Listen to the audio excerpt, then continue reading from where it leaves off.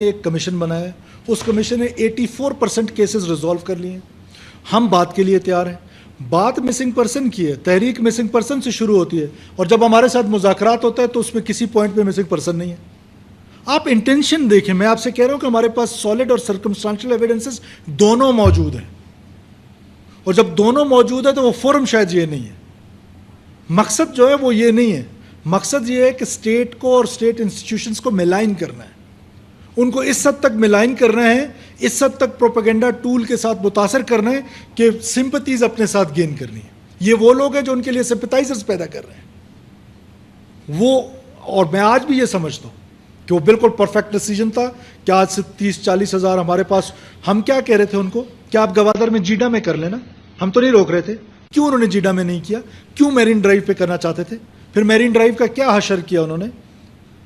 جو marine drive کا ابھی حال ہے وہ کیا دکھایا ہے کسی نے؟ آپ کے چینلز میں سے کسی نے دکھایا کہ اس کے بعد اس کے ساتھ کیا کیا؟ سو وی نیو, ہمیں ان کی انٹینشنز پتہ ہے, ہمیں انٹیلیجنس ایجنسیز کی رپورٹس پتہ ہے. یہ فورم نہیں ہے جس پر میں اور آپ اس وقت ڈسکشنز کر رہے ہیں, لیکن ایویڈنسز ہیں کہ ان کے انٹینشنز کیا ہیں. تو انٹینشنز کو دیکھ کے حکومت فیصلے کرتی ہے. دیکھیے, اسمارٹ کائنیٹک اپروچ ہے ہماری. کوئی گرینڈ آپریشن کی ضرورت نہیں ہے, اتنی بڑی کیپیسٹی نہیں ہے ان کی. Smart kinetic approach I B اوز کے ذریعے ہم انشاءاللہ تعالیٰ اس میں اس کو کنٹرول کریں گے, اور آئی بی اوز کے ذریعے انشاءاللہ تعالیٰ ان کو کیفر کردار تک پہنچائیں گے.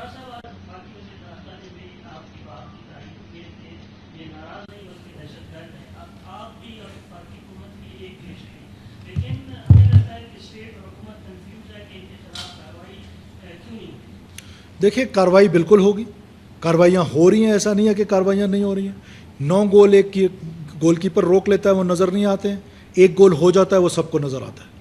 تو ہماری انٹیلیجنس ایجنسیز پری ایمپٹیو ذریعے سے بہت سارے اٹیکس روک رہی ہیں. یہ ضرور ہے کہ ان کی کیپیسٹی بلڈنگ ہوئی ہے. جب ہم نے اپیزمنٹ کی ہے, جب ہم اپیزمنٹ پالیسی پہ جاتے ہیں, وہ اپنی گرو کرتے ہیں, وہ اپنی اسپیس گرو کرتے ہیں, اپنی کیپیسٹی گرو کرتے ہیں. اور آپ کو پتہ ہے کہ پھر یہ جو ویپنری ان کے پاس آیا ہے یو ایس وڈرال کے بعد, تو that is also a serious thing. تو یہ ساری چیزیں جب اکٹھے ہوتی ہیں تو پھر یہ اس طرح کا ماحول بنتا ہے. اور یہ ناراض بلوچ کی ٹرمینالوجی آپ کی پیدا کردہ ہے, آپ سے مراد ہماری میڈیا کی پیدا کردہ ہے. کیوں جو بندوق ریاست کے خلاف اٹھائے وہ ناراض ہے؟ یہ کون سی ناراضگی ہے کہ میں ناراض ہو کے لوگوں کو مارنا شروع کر دوں؟ اور پھر یہ دوست ہمارے جو کہتے ہیں بلوچستان کا مسئلہ پولیٹیکل ہے.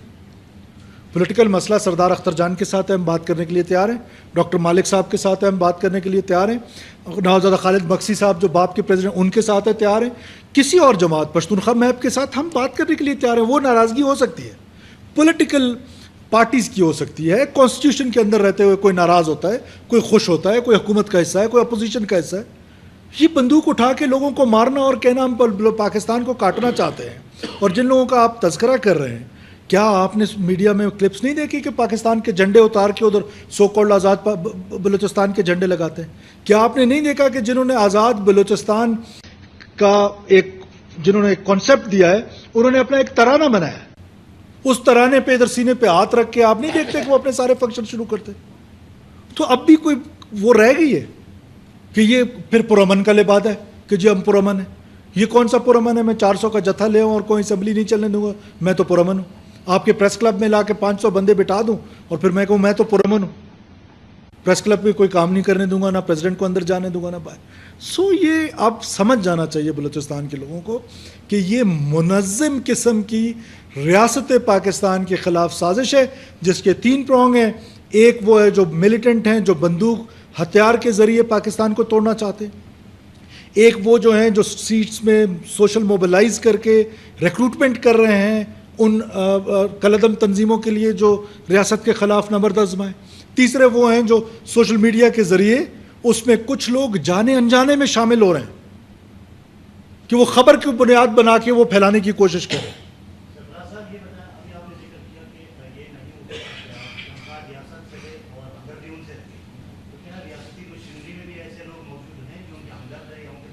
حکومتی مشینری میں بہت سارے لوگ ایسے آئیڈینٹیفائی ہو رہے ہیں. بشیر زیب کی فیملی کے ممبرز جو ہیں وہ ہمارے حکومت کے ملازم ہیں. بشیر زیب پاکستان توڑنا چاہتا ہے اور وہ ان کے سمپتائزرز بھی ہیں. تو یہ ساری چیزیں پھر بہت سارے ایسے، اب ہم نے آ کے آپ کی صوبائی حکومت نے پہلی دفعہ یہ کام شروع کیا ہے کہ ہم پروفائلنگ کر رہے ہیں لوگوں کی کہ کون لوگ ہیں. میں آپ کی توسط سے ان کو بھی بتانا چاہتا ہوں کہ ڈیسائڈ دیم سیلف کہ اگر وہ حکومت اور ریاست کے ساتھ رہنا چاہتے ہیں تو آرٹیکل 5 بھی ہے. جہاں آرٹیکل 6 کی ہر کوئی بات کرتا ہے، آرٹیکل 5 کیا ہے؟ Unconditional loyalty toward state. تو آرٹیکل 5 پہ زیادہ بلیو ہونا چاہیے. Unconditional loyalty means unconditional loyalty.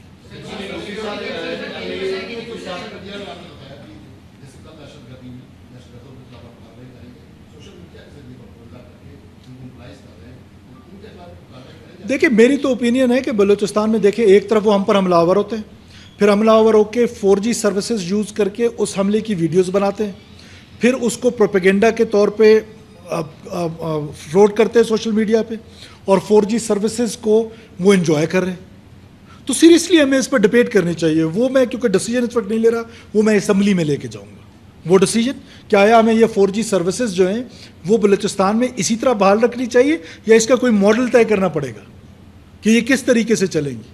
آپ نے دیکھا کہ کل جو بیلا میں اٹیک ہوا ہے تو وہ واٹس ایپ کے ذریعے they are in conversation on live calls, video calls.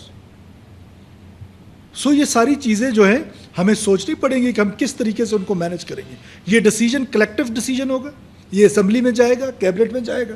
ہم بالکل اس پہ ڈیسیجن لیں گے کہ کس طریقے سے یہ 4G سروسز کو محدود کیا جائے، پازیٹیو کام کے لیے، نیگیٹو کام کے لیے روکا جائے.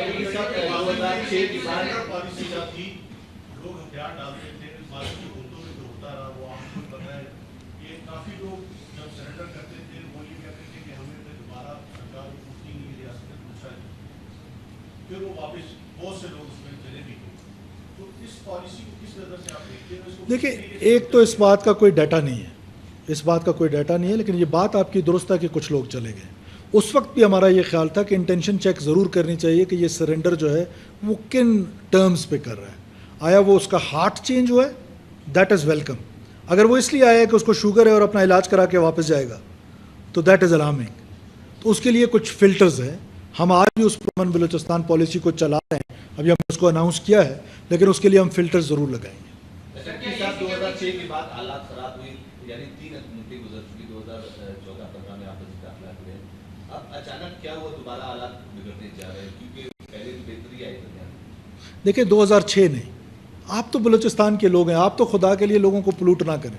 دس واز 2000 جب شروع ہوا، جب ناراض بلوچ کو پتہ چلا میں ناراض ہوں کہ ایک چیف جسٹس مارا گیا، اس کی فیملی نے ایک شخص پہ FIR کیا، وہ FIR والا پکڑا گیا، جیل میں گیا تو انہوں نے راکٹ باری شروع کر دی اور ناراضگی کا اظہار کر دیا. تو یہ 2000 سے یہ سلسلہ شروع ہوا. ریاست کے اگینسٹ ایک مکمل منظم قسم کی سازش ہے. ہاں یہ پینڈلم کی طرح ہے، کبھی امن کی طرف جاتا ہے اور کبھی وائلنس کی طرف جاتا ہے.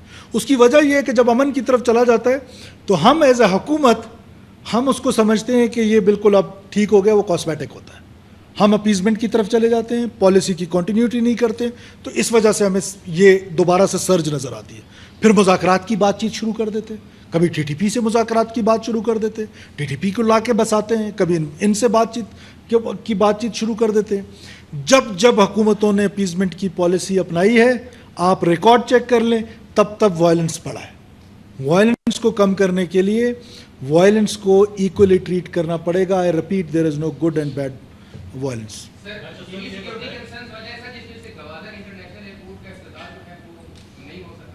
بالکل ایسا نہیں ہے، آپریشنل ایشوز ہے، وہ اب اپنے کمپلیشن کے قریب ہے. ایک ٹیسٹ فلائٹ ہوئی ہے اور انشاءاللہ بہت جلدی وزیر اعظم صاحب آئیں گے اور اس کا افتتاح کریں گے.